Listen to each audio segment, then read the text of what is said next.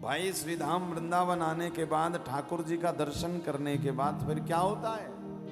बोले चाहत, चिंता, समस्या, दुख ये जीवन से थोड़ी देर के लिए दूर हो जाते हैं, क्योंकि आप ब्रज में आ जाते हैं। देखो जो वृंदावन आता है ना, वहां के जीवन में चिंता, समस्या, दुख ये सब कुछ नहीं रहता है। उसको तो केवल एक ही चिंता रहती है कि हमें हमारे गोविंद कब मिलेंगे। गोपियां वृंदावन आवे के बाद केवल एक ही चिंता करें, ठाकुर जी तुम कब मिलोगे। रसखान भी आया ना जब वृंदावन, तो रसखान से किसी ने कहा था कि वृंदावन में हिंदुओं का एक खुदा रहता है। तो रसखान ने सोचा कि अपने खुदा को बाद में देखूंगा, पहले हिंदुओं के खुदा को देख लो।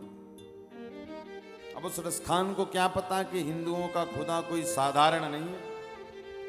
और जब रसखान वृंदावन आया, जमुना जी के तट पे बंसी बट पे जाने के बाद श्री बांके बिहारी लाल जी का जब दर्शन किया, सो महाराज देखते ही से पागल हो गया। मंत्रियों ने कहा भैया अब चलो, हमें अपने खुदा के पास जाना है। तो रसखान ने कहा हमारी यात्रा पूरी हुई, अब हमारा वास्तविक खुदा श्री बांके बिहारी लाल ही है, बस यही है, अब हमें कहीं और नहीं जाना। जो रसखान जैसे दूसरे संप्रदाय के भक्त को, दूसरे संप्रदाय के अनुयायी को भी जिस ठाकुर जी ने अपने प्रेम से अपना बना लिया, विचार करो वो बिहारी जी की कितनी करुणा, कितना रूप प्लावन, कितना आच्छादित नहीं करते होंगे वो अपने भक्तों को। इसी कारण जब वृंदावन आते ना, तो वृंदावन आने के बाद चाहत, चिंता, समस्या, अच्छा ये सब क्यों दूर हो जाती है बताइए? क्योंकि वृंदावन आने के बाद हमारा मन चोरी हो जाता है। भाई आपको चिंता कहां होती है? मन में। समस्या कहां होती है? मन में। दुख कहां होता है? मन में। क्लेश कहां होता है? मन में। और अब जब वो मन ही नहीं रहेगा तो फिर कहां रहेगा? फिर बोले सोचने की, समझने की क्षमता ही खत्म हो जाएगी। तो भक्तों ने कहा फिर वृंदावन आकर वो मन चला कहां जाता है? बोले भैया वृंदावन आकर श्री ठाकुर जी तुम्हारे मन को अपने पास गिरवी रख लेते हैं थोड़े दिन के लिए। यही कारण तो ब्रजवासी कहें भैया वृंदावन में मत जाओ, वहां पे चोर रहता है। कौन चोर? बोले उस चोर का नाम है बिहारी जी। तो अच्छा क्या चोरी करता है? धन, पैसा, रुपया, मोबाइल, चश्मा? नहीं, ये सब नहीं चुराता।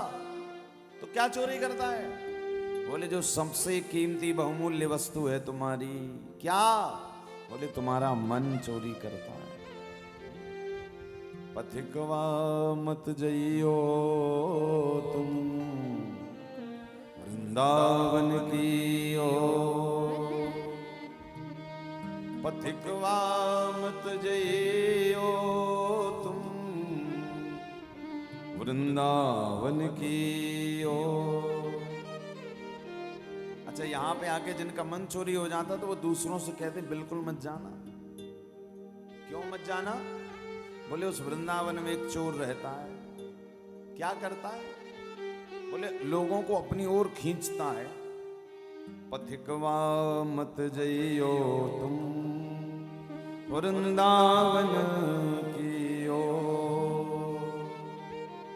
अरे या ब्रज में एक चोर रहत है, या ब्रज में एक चोर रहत है, जो खींचत अपनी ओर, खींचत अपनी ओर। पथिकवा मत जइयो तुम वृंदावन की ओर, मत जइयो। क्यों? बोले वहां पे जाकर रसखान लुट गया, वहां जाकर मीरा लुट गई, वहां जाकर हरिदास को लूट लिया, सूरदास, तुलसीदास, श्री हरिवंश, जो वृंदावन आए, बड़े बड़े विद्वान भी आए, किंतु महाराज सबका मन चोरी हो गया। और जिनका मन वृंदावन में चोरी हो जाता उनका मन फिर दुनिया में कहीं लगता ही नहीं। फिर तो वो यही कहते भैया हमें भी जानो है वृंदावन। ऐसी महिमा है या ब्रज की यही के कारण तो गोपियों ने कही, गोविंद तुम हमें कहीं जन्म दो ना दो, हमें कुछ दो ना दो, वृंदावन का बनाओ ना बनाओ, बस तुम एक काम करना कि आप अपना चरण रज और आप अपनी कथा हमसे कभी दूर मत करना। भाई भगवान को याद करने का सर्वोत्तम सबसे सरल साधन क्या है? ठाकुर जी का नाम, ठाकुर जी की कथा। और कथा के साथ साथ यदि वृंदावन धाम मिल जाए, वृंदावन धाम के साथ साथ यदि महीना भी बढ़िया पवित्र मिल जाए, तो देखो कितना बढ़िया पवित्रतम महीना चल रहा है, श्रावण। अब ये अलग बात है कि भैया श्रावण में बारिश वृंदावन में नहीं हो रही, बाकी पूरे भारतवर्ष में हो रही है, वृंदावन में नहीं हो रही। सो भैया काय को नहीं हो रही? अब श्री राधा रानी जाने, श्री ठाकुर जी जाने कि क्यों पानी नहीं गिरा रहे। शायद भक्तों को ऐसी गर्मी में दर्शन देने में उन्हें आनंद आ रहा हो, क्योंकि श्री धाम वृंदावन में 6 महीने तो खूब गर्मी पड़ती है और 6 महीने ठंडी भी खूब पड़ती है। तो इतनी ठंडी पड़ती है तो ठाकुर जी सोच रहे ठंडी भी ज्यादा तो गर्मी भी ज्यादा। किंतु जैसा भी है, ब्रज के संत कहते हैं रच रच पच पच। यदि इस ब्रज में महाराज तुम्हें अपमान भी मिले, धोखा भी मिले, कुछ भी मिले, किंतु वृंदावन का त्याग मत करना। क्योंकि भगवान कृष्ण स्वयं कहते हैं जो वृंदावन आ गया, जो ब्रज में आ गया, बोले वो सूकर पारा कर भी क्यों ना हो, बोले वो भी मेरे दिल का एक टुकड़ा बन जाता है जो वृंदावन आ गया। यहां का वृक्ष भी साधारण नहीं है, साक्षात गोपी है। भगवान कह रहे हैं उद्धव मैं ब्रजवासियों को कभी स्वप्न में भी नहीं भूलता हूं कि ब्रजवासी वल्लभ सदा मेरे जीवन प्राण, इन्हें ना कबहू बिसारी हो, मोहे नंद बाबा की इन्हें न कबहू बिसारी हो, मोहे नंद बाबा की। तो ऐसे श्री धाम वृंदावन में जो भी भक्त आस्था भजन चैनल के माध्यम से सुन रहे हैं, इस कथा का श्रवण वृंदावन से कर रहे हैं, तो भैया ऐसी ब्रज धाम में ठाकुर जी की इस रज पे सुंदर सा हमारा श्री श्यामा सेवा आश्रम, जिसका भूमि पूजन जन्माष्टमी तक परमात्मा ने चाहा तो हो जाएगा। और उसके बाद फिर सुंदर उस आश्रम में सुंदर सत्संग हॉल, राधा रानी रसोई।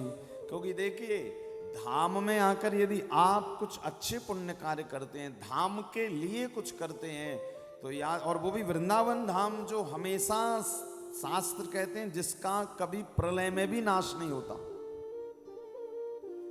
ब्रजवासी तो यहां तक कहते हैं राधा मोहन के नित मंदिर, प्रलय में भी ना जात, वृंदावन वृंदावन, यहां पर कभी भी प्रलय नहीं आते। अन्य अन्य जगहों पर तो महाराज कभी भी आ जाते हैं, किंतु वृंदावन धाम की भूमि पर ठाकुर जी कहते हैं ना तो प्रलय आता है ना सुनामी आती है।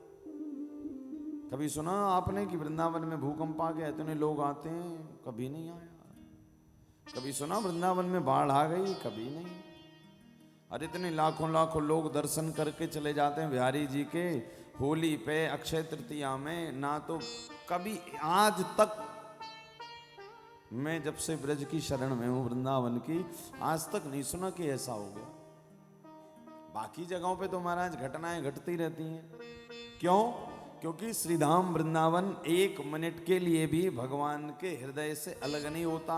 ठाकुर जी से किसी ने पूछा कि वृंदावन की आपके लिए क्या महिमा है, तो ठाकुर जी कहते हैं जैसे व्यक्ति के शरीर में धड़कन की महिमा है कि बिना धड़कन के व्यक्ति जीवित नहीं रह सकता, उसी तरह में भी बिना वृंदावन के जीवित नहीं रह सकता।